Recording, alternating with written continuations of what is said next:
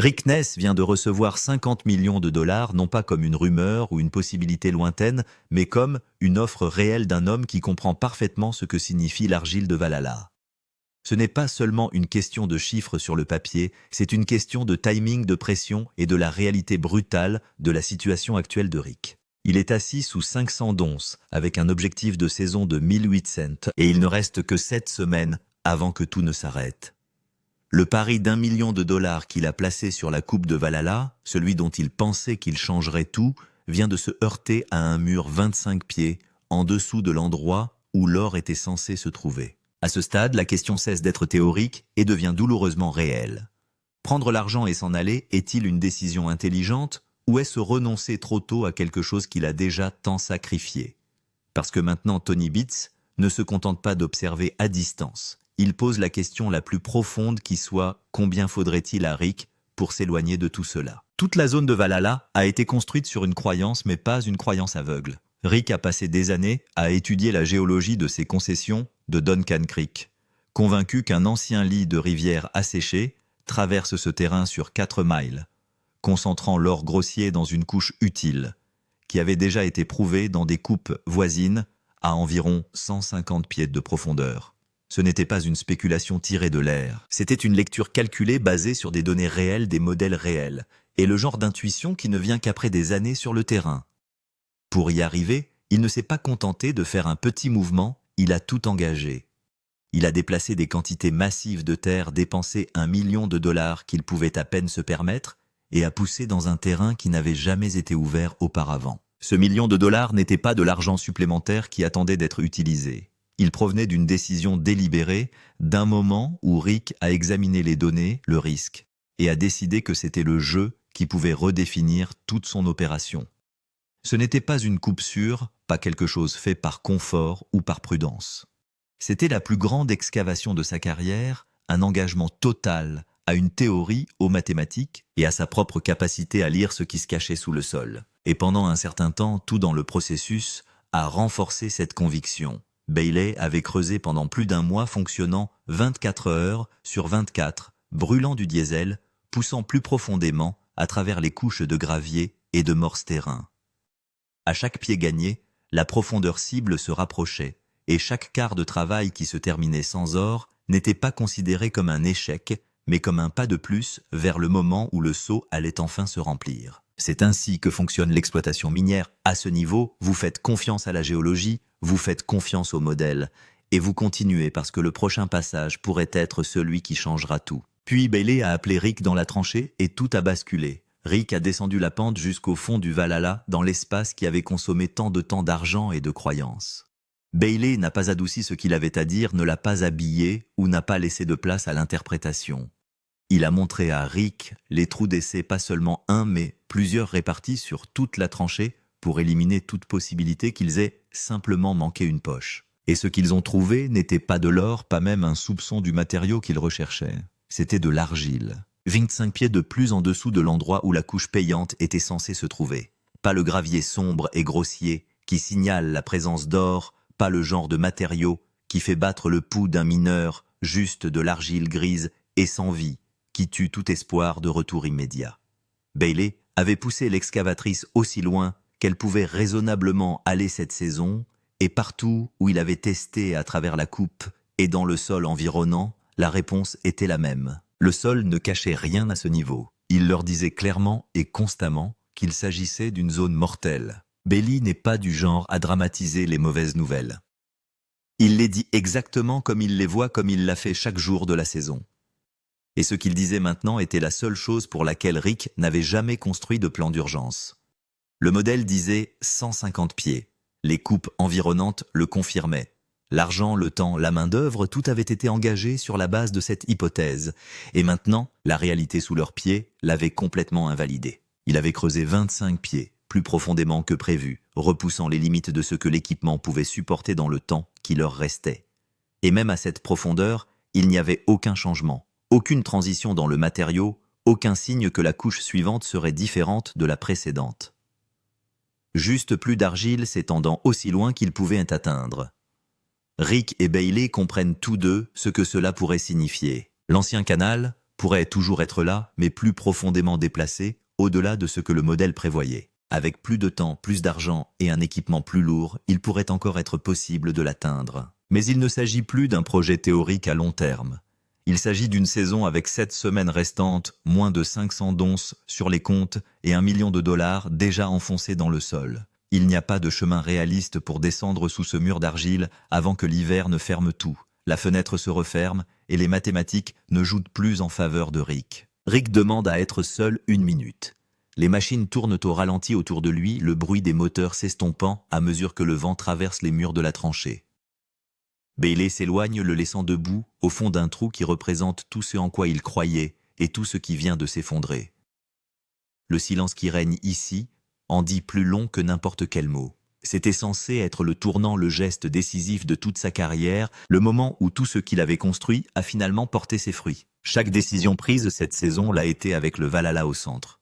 Chaque dollar dépensé, chaque risque pris, chaque plan ajusté a été construit autour de l'hypothèse que cette coupe donnerait des résultats. Si elle fonctionnait, la conversation passerait de la survie à l'expansion de l'accrochage à la progression.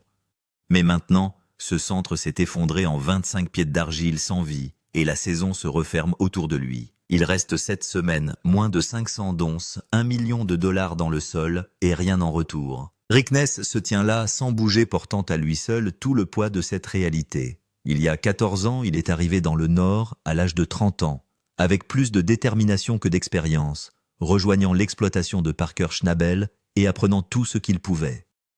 Il a observé de près, étudié comment les décisions étaient prises sous pression, comment les saisons réussies étaient construites et comment les échecs étaient absorbés. Pendant des années, il a travaillé sur le terrain de quelqu'un d'autre, faisant un travail réel et significatif, mais toujours avec un objectif clair à l'esprit. Il n'est pas venu dans le Nord uniquement pour trouver un emploi. Il est venu pour construire quelque chose qui lui appartienne, sa propre concession, sa propre exploitation, son propre nom attaché à l'or extrait du sol. Il voulait quelque chose à côté duquel il pourrait se tenir après des années d'efforts et dire sans hésitation que c'était le sien construit à partir de rien d'autre que du temps des risques et de la persévérance. Et c'est ce qu'il a construit. Chaque saison difficile, chaque objectif manqué, chaque échec et chaque revers faisaient partie de ce processus.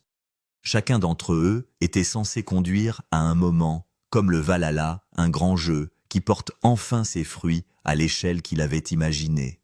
Un moment où tout bascule. Mais ce moment n'est pas arrivé. Et maintenant, après le rapport de Bailey, Rick n'est pas en train de calculer la quantité d'or qu'il peut encore récupérer avant la fin de la saison. Il est en train de calculer quelque chose de bien plus sérieux si l'opération qu'il a mis 14 ans à construire peut survivre assez longtemps pour voir une autre saison. Je n'ai jamais été du genre à me faire écarter de quelque chose quand je n'étais pas prêt, mais peut-être que je ne devrais pas voir les choses de cette façon. Je ne sais pas si le niveau d'endettement supporté pendant un hiver sans l'or de Valhalla est viable. S'il reste une marge de manœuvre financière pour revenir avec un plan d'excavation plus profond et suffisamment d'équipement pour aller sous ce mur d'argile. Rien de tout cela n'est dit à voix haute à qui que ce soit sur le site, ni à Bailey, ni à aucune des 7 personnes qui se relaient dans le froid au nom de Rick. Elle pousse des équipements à travers l'automne à Yukon parce qu'elle croit que le plan fonctionne. Parce qu'à partir du moment où les vrais chiffres sont énoncés, ils deviennent réels. Et si elles deviennent réelles, Rick perd le contrôle de la situation. Pour l'instant, le contrôle de la situation est le seul outil qui lui reste. Il parle plutôt à la caméra parce que la caméra n'a pas besoin d'être au travail demain matin. Il parle du plan initial de ce que l'abandon de cette saison à Target était censé signifier pour tout ce qui suivrait. Il voulait des options de l'autre côté. Le genre d'options qui ne dépendent pas de ce que la prochaine coupe produira ou du fait que le prochain pari sera payant. Le genre d'options qu'un homme gagne après une décennie et demie de travail délibéré dans ce domaine. Au lieu de cela, il se tient au bord d'une décision qu'il n'avait pas encore prévu de prendre. L'exploitation fonctionne toujours. Bailey est toujours sur l'équipement et les 6 autres personnes payées par Rick se présentent à chaque poste et font exactement ce dont Rick a besoin parce qu'ils sont bons dans leur travail et qu'ils ont confiance dans le fait que le plan est intact. Rick nourrit cette confiance chaque matin lorsqu'il se présente et agit comme un homme qui contrôle sa saison. Nous n'avons aucune idée de ce qui se cache sous cette argile et nous devons trouver quelque chose rapidement car le temps presse. Il ne leur parle pas des chiffres. Il ne leur parle pas du calcul de l'argile et de ce que cela signifie pour les 7 dernières semaines. Il ne leur parle pas de Tony ou de ce que Tony a dit à propos de la valeur du sol sur lequel ils se tiennent tous. Il le fait parce que c'est son travail et parce qu'il n'y a aucune version de dire la vérité à son équipe en ce moment qui ne lui coûte pas aussi le peu d'influence qu'il lui reste. J'ai plus de mal que je ne le pensais. Il s'arrête. Rien ne vient après. 7 personnes sont ici parce qu'elles croient en Rick. Il ne peut pas se permettre de les laisser voir à travers lui. Big Red et un délai serré. 40 miles plus loin, Parker Schnabel poursuit 10 000 onces, un chiffre qui fonctionne moins comme un objectif de saison que comme une déclaration sur ce que son opération est capable de faire lorsqu'elle fonctionne sans interruption. Et à l'approche de la dernière ligne droite, c'est encore possible, mais Big Red doit se mesurer aux énormes piles de paiement que Parker a construites à partir du Golden Mile, sans temps d'arrêt prolongé, sans le genre de surprise mécanique qui coûte une journée entière d'extraction en un seul instant. Tyson est parti au mariage de sa sœur, Brennan Rouault, déplace l'usine. Brennan n'a pas déplacé Big Red depuis 5 ans. Le corps principal pèse 50 tonnes et mesure 21 pieds de haut. Pour le déplacer d'1 kilomètre sur le nouveau terrain, il faut le charger sur une remorque surbaissée, le tirer sur le sol accidenté du Yukon et l'enfiler pour le positionner avec précision. L'excavatrice de Brennan d'une capacité de 58 tonnes est suspendue au-dessus d'une chute de 50 pieds afin de pousser la plante sur son socle sans la perdre sur la berge. Il la dirige avec précaution. La plante s'installe. Le tampon tient bien, ça devrait aller, il suffit d'abaisser la flèche au fur et à mesure que vous avancez. Vous pouvez vous repousser si vous voulez, ça va s'enfoncer. Ensuite, le mécanicien Alec Kelly vérifie le convoyeur d'alimentation. 200 pieds de bande, 4 coutures presque détruites. Les clips métalliques qui maintiennent la bande ensemble ne vont pas survivre à un passage intensif dans le volume de matériaux de ces piles de paiement. Un mauvais clip se déchire sous la charge et toute la bande est détruite. Brennan avait dit à Parker que Big Red serait déplacé et qu'il ferait de l'éclusage pendant l'équipe de nuit. Le remplacement de la courroie représente 6 à 8 heures de travail supplémentaire, ce qui a fait perdre une journée entière à cette promesse. Brennan remplace la ceinture. Faire courir des coutures compromises contre les pieux de Parker n'est pas un risque calculé à ce stade de la saison. C'est remettre le reste de l'année au hasard. Il prend son temps, fait le travail correctement et attend. Entrez et arrêtez-vous là. Ça a l'air un peu tordu, hein? Oui, pas mal. Chaque heure d'inactivité de Big Red signifie que son once n'est pas mise en réserve par rapport à un objectif de 10 000 onces qui est déjà très serré. Un quart de travail complet de temps d'inactivité à ce stade est un chiffre réel avec des conséquences réelles. Brennan travaille méthodiquement sur ce sujet. La courroie est remplacée, les coutures sont inspectées. Chaque connexion est vérifiée avant que quiconque ne mette le système en marche, car la seule chose qui soit pire que de perdre une journée à cause du remplacement d'une courroie est de perdre 3 jours à cause d'une défaillance de la courroie en cours de route. Il fait le travail une fois et le fait complètement. Lorsque Big Red se met en marche et que le gravier commence à passer dans le secoueur, Brennan regarde la saleté tomber à travers le tamis. Parker revient et voit l'installation. De la fumée sort de la pompe. Mitch, tu as une copie. Je pense que la pompe est en feu, mec. Tu ferais mieux de descendre rapidement. L'usine est en place. Le convoyeur fonctionne proprement. La pile de paiement se trouve exactement là où elle doit être pour la poussée qui décidera de sa saison. Avec un jour de retard sur le calendrier qu'il a établi en avance sur le désastre mécanique qui se trouvait dans ses 4 mauvaises coutures, l'usine fonctionne. Les piles de salaire sont là où Parker les a laissées. Tony Beats et le $1 million. Tony Beats s'arrête à Duncan Creek. Tony Beats ne fait pas d'appels sociaux. Il parcourt la propriété avec Rick. Tony lit le terrain de Yukon depuis suffisamment longtemps pour pouvoir examiner une demande d'indemnisation, comme d'autres examinent un état financier. Il examine la veine payante confirmer la profondeur prouvée et les coupes adjacentes. Les 4 miles de clem de Duncan Creek que Rick travaille et construit depuis 14 ans. Il voit ce qu'il y a sous la mauvaise saison et le mur d'argile à Valhalla, un système aurifère légitime à grande échelle qui n'a pas encore été pleinement exploité parce que Rick n'a jamais eu le capital nécessaire pour l'exploiter à la taille qu'il requiert réellement. Ensuite, Tony donne un chiffre à haute voix. Au prix actuel de l'or, les concessions de Rick à Duncan Creek pourraient contenir plus d'$1 million d'or. Le chiffre atterrit. Tony va plus loin. Il veut mettre un prix réel sur la table. Vous ne voulez pas devenir un vendeur. Vraiment, je ne sais pas. Parfois, je me pose des questions. Eh bien, mettez un prix sur la table. Vous avez mis un prix sur la table. Oui, mettez un prix sur la table. Ensuite, vous savez. Il regarde l'équipe à proximité et dit qu'il préférerait avoir cette conversation sans public. Tony Beats ne suggère pas d'acheter un terrain dont il n'est pas sérieux. Rick écoute. Il raccompagne Tony, le regarde partir et reste là avec la conversation encore en tête. Un nombre avec 7 zéros jeté à la figure, c'est ainsi que Rick l'appelle. Et ce qui rend ce nombre vraiment difficile, ce n'est pas qu'il soit attirant. Bien sûr que oui, ce qui rend la chose difficile, c'est ce que cela signifie dans la situation dans laquelle Rick se trouve actuellement. S'il accepte l'offre de Tony l'argile du Valhalla, ne sera plus son problème. Le calcul de la saison, moins de 500 dons 7 semaines restantes. 1800 dons, l'objectif situé de l'autre côté d'un fossé impossible, cesse d'être son problème. La dette qu'il a contractée dans le cadre d'un plan plus vaste cesse d'être son problème. Il quitte le Yukon avec un chiffre qui ne couvre pas seulement les pertes de la saison, mais qui règle tout. Il offre les options qu'il est venu chercher au nord de l'autre côté de l'offre. Ce que Rick est venu faire ici. Prendre le numéro de Tony signifie remettre les profondeurs du Valhalla, tout ce qui se trouve sous le mur d'argile de Bailey, en attente de capitaux et d'équipements plus importants pour l'atteindre à Tony Beats, qui ira le chercher à ses conditions et dans ses délais. Cela signifie que 14 années de construction se terminent, non pas parce que Rick a terminé ce qu'il avait commencé, mais parce qu'il a pris la sortie avant que le terrain ne soit rentabilisé à ses conditions. Il est venu ici pour extraire l'or de son propre terrain, pas pour vendre le droit de le faire à quelqu'un d'autre.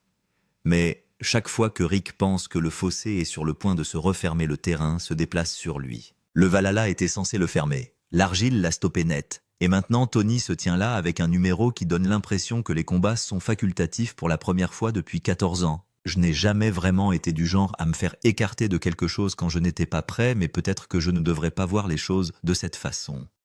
Un battement puis plus calme. J'avais 30 ans quand je suis arrivé ici il y a 14 ans, et maintenant j'ai 70 ans. Mais je ne sais pas si c'est encore une blague. La décision, l'offre de Tony est sur la table. Il reste cette semaine. Valhalla a un mur d'argile que l'équipement de la saison ne peut pas franchir, et le salaire qui pourrait se trouver en dessous n'est pas accessible avant que le sol ne gèle. Rick détient 4 miles de terrain éprouvé à Duncan Creek d'une valeur de 50 millions de dollars sur le papier. Il a également plus de dettes que prévu, une saison loin de son objectif de 1800 dons, et une réduction qui vient de mettre fin au plan qu'il avait construit tout au long de l'année. Il y a 2 voies à partir d'ici, prendre le numéro de Tony et sortir de là en toute propreté. Joli projet. Oui, j'aime bien. Ce ne sera pas avant d'avoir atteint le fond, n'est-ce pas? C'est à peu près ça. 14 années de travail au Yukon avec des options réelles en main et laisser quelqu'un d'autre emmener Valhalla jusqu'à la conclusion qu'il attend sous l'argile ou retenir le sol. Travailler les 7 dernières semaines pour chaque once que la saison peut encore donner. Porter l'exposition financière pendant un autre hiver au Yukon et revenir avec un plan d'excavation plus important et une piste d'atterrissage qui existe encore s'il y en a une. La course de Parker est une mathématique avec des pièces mobiles. Big Red fonctionne, les piles de paiement sont énormes et 10 000 onces sont encore dans le calcul si rien d'autre ne se brise d'ici à la congélation. La situation de Rick n'est pas un problème mathématique. La situation de Rick est de savoir si 14 années de travail se terminent selon ses conditions ou selon le calendrier de Tony Beat. Si l'or sous son sol est extrait par Rick Ness ou par la prochaine opération susceptible d'apporter le capital dont Valhalla a réellement besoin. Il n'y a pas de bon moment pour prendre cette décision. Si Rick avait atteint les 1200 onces et que le Valhalla était arrivé comme le modèle l'avait annoncé, l'offre de Tony aurait atterri différemment. Il s'agirait d'un chiffre flatteur venant d'un homme sérieux pris en compte et décliné sans trop de douleur. Mais Rick n'en est pas à 1200 onces. Rick est à moins de 500, il lui reste 7 semaines, et une coupe d'1 million de dollars est vide derrière lui. Dans ce contexte, l'offre de Tony n'est pas seulement attrayante, c'est une bouée de sauvetage déguisée en transaction. Et Rick sait que Tony le sait. Tony ne s'est pas rendu à Duncan Creek pour rendre service à Rick. Tony s'est déplacé parce qu'il a lu le terrain, fait ses propres calculs et décidé que l'écart entre ce que Rick peut se permettre de faire avec cette revendication et ce que la revendication exige réellement est suffisamment important pour créer une opportunité. Ce n'est pas malveillant, c'est simplement la façon dont fonctionne l'entreprise au niveau de Tony. Il voit la valeur, il calcule ce qu'il en coûte pour débloquer cette valeur et il fait une offre qui reflète la distance entre le point où se trouve la demande et le point où elle doit aller. Rick se trouve avec 50 millions de dollars et négocie à partir d'une position d'endettement. C'est tout le problème en une seule phrase. Tony ne laisse pas les offres ouvertes indéfiniment. La saison ne se prolonge pas à la demande. L'horloge qui tourne depuis 7 semaines ne s'arrête pas parce que la décision est difficile à prendre. Rick Ness est assis au sommet d'une mine d'or de 50 millions de dollars et il risque de tout perdre à cause de la dette de la saison de fermeture du mur d'argile du Valhalla ou de l'offre du seul homme du Yukon qui sait exactement ce que vaut ce terrain et qui a les moyens d'aller le chercher lui-même. La question est de savoir s'il a assez d'or pour le soutenir. Nous publions un nouvel épisode chaque semaine et vous ne voudrez pas découvrir la fin de celui-ci ailleurs.